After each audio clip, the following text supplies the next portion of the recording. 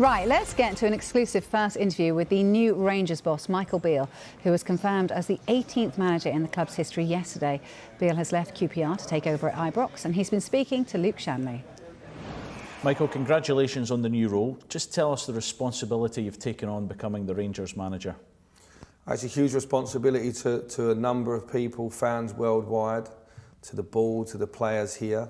More importantly, the fans, I think. And you know, the last two people that have sat in this seat, world famous players, both national team captains, and in my opinion, both did good jobs, both won a lot of games and won trophies. So the responsibility of being a Rangers manager is huge to a number of people. I've got huge pride for me and my family. Yesterday was a very important day for me. And yeah, I'm delighted to be back inside the club. It's not often you get to work for a club this size twice, and I'm delighted to be back. You mentioned the responsibility. Is this on a totally different scale to what you've had before?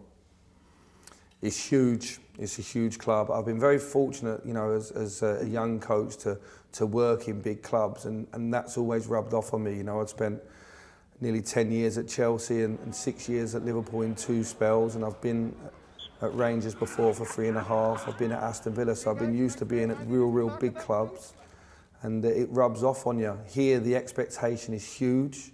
It's not like anywhere else I've experienced before, but I have experienced it for 3.5 years, so I know that it's a privilege. You know, when people say expectation, they call that pressure. I think it's a privilege. If there's no expectations about you and your work, I think you're not working at the right level. So I'm running towards that. I wanted that opportunity, and gladly I've got it. Did you expect to be back so soon? No, if I'm honest, because I followed the last year closely from afar as a supporter of the players, a supporter of the club, a supporter of the board and what they was trying to do. And I thought Gio came in with his staff and did fantastically well.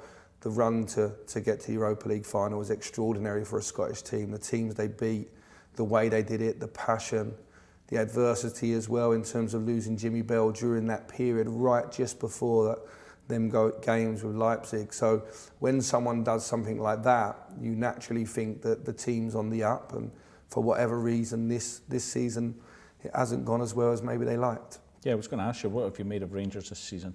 I think the injuries have played a massive part, and I think after such a high at the end of the season and then obviously winning the Scottish Cup straight after, I think maybe it had an impact on 1 or 2, but the injuries has been the biggest thing that I've seen. I think the injuries have had a big impact in terms of consistency on the pitch, and every club needs their best players fit more than not, and I think that led to maybe a situation where the results went the wrong way. I think Gio's an excellent professional. I think he comes across so well. He's a man of high class, and there was a tinge of sadness, and then obviously the opportunity come for myself to come back, and it was a huge opportunity for me. So you mentioned the injuries, and that is an issue, but what do you need to tweak or change then to get Rangers performing more consistently this season?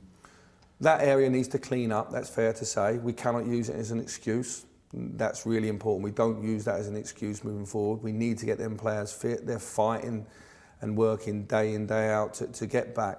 I think I have to create an identity that the fans are really excited about. It starts with us inside, the players being energised by it. I need to drive the standards, and I have to be myself, you know, regardless. The last 2 managers, as I say, Stephen, I thought, did an incredible job here in the time I was here, where he took the club from where it started. Gio's took that on. Now I need to add my stamp with my staff, and it is a management team as well. It's not just myself. Is that big changes then, or small tweaks just now, or do you have to let things settle, or is that a case of you've got time before this Hibs game plus a friendly to go before you can put your own stamp on it? We'll be working fast every single day to build. We need to grow every single day, and we need to work right now. The boys are aware of that. We've started the last 2 days. It's fair to say that it is slightly different to the work they have been doing, and it's even slightly different to the work that we did here previous. You know, Stephen was the manager, Gary was the assistant, and I was the first team coach. That was the hierarchy then. We all worked very well together, but it's fair to say I've got some slight, subtle changes to that, and obviously that will be different to the last 68 games I've had with Gio. So it's even though I'm coming back in and I know the players, we have to go through all that again and build this team again under my ideas and the staff alongside me. Yeah, I was going to ask in terms of maybe man management, the familiarity might help in a way, but do you have to tweak how you interact with players as well now, going from first team coach last year to manager now? I wasn't that close to the players, to be honest, in terms of friends. I was never anyone's friend. I was always a bit of a disciplinarian really out on the training pitch. I was the moaner of the staff, of the previous staff, and that was my job, to take, train and drive standards. I was close to the players, but I was never anyone's friend. So I feel that's not an issue. The fact we live an unbelievable experience together, I think I know, the players know that we can recreate and build something strong and special again. So that actually gives confidence, but it's not a case of me coming back in here and having a million friends in the playing staff. I do in the support staff.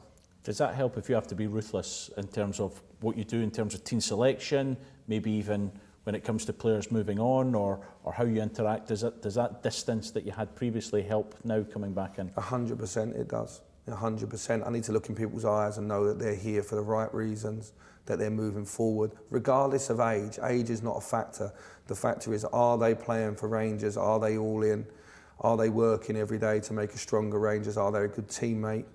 Are they a good person around the building? Those things are really important to me. That's what's been spoken about behind the scenes. I've told them I've got a big belief in them, otherwise I wouldn't have wanted to come back. And it's a privilege to be here working with them. I think we just need to have a little bit of a shake and a little bit of an honest conversation and get back to standards. The players play. Coaches come up with various ideas about how to play, but the players actually go on the pitch and put their boots on and play. 6 months ago, this is Europa League finalists. That's what I got offered. I got offered to come and work with the Europa League finalists, and that is a huge privilege and sense of pride coming back. But this team is not as broken as people think. And if people think that outside, then the only people that can change that are the people inside, and we've got to go now. There's no time to wait. So if people are not all in, they can go to one side, and the people who are, well, I'll move forward with those. You left Queen's Park Rangers. You had a short time there. What's your message to the fans there? It might be a bit disappointed to see you go so soon after staying when the Wolves situation happened. It was a really difficult situation. I have to say, really difficult. I was extremely happy at QPR, really happy there in terms of in my professional life. Going to the training every day. Les Ferdinand was outstanding with me. The 4 owners, I've spoke to them on the phone in the last 24 hours. They really have been good owners. They understand the reasons. There's family and football reasons that have come to this decision. There's a difference in the size of the clubs, it's fair to say. There was more in the background than the previous opportunity with a Premier League team. There was 2 or 3 other opportunities that have come out of nowhere. It's fair to say it's been a whirlwind since I left Stephen and stepped out on my own. Things have moved very, very quickly.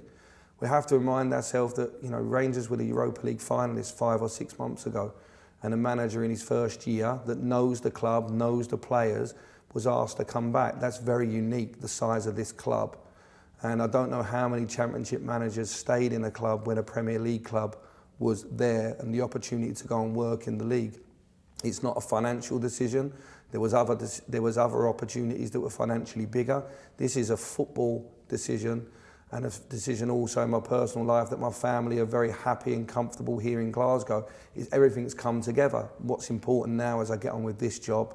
But what I can say to the QPR fans is the club's moving in the right way with good owners that are running the club very, very well, very financially stable, making good decisions behind the scenes. It's got, in Les Ferdinand, someone that's driving it behind the scenes every day. And I think it's got a very, very good squad.